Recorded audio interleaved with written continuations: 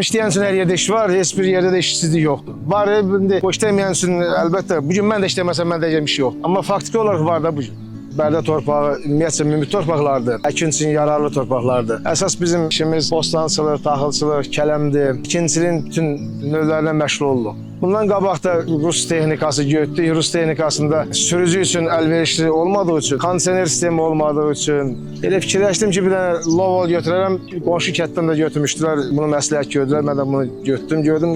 İndi narazılığım yoxdur şükür. Gözümüzü açandan ata-baba işimizdir. Heyvandarlıqdır, bir əkinçilikdir. Əkinçilikdə də yenə deyirəm, indi rahatlaşmışam. Rahatlaşmışam, yormur. Çox universallı texnikadır. İşimizə əlverişlidir. Mənim bütün işlərimə yarayır. Frezi işlədir. Mala işləridir, arx işləridir, becərmə işlərini hamısını bundan apara bilirlər.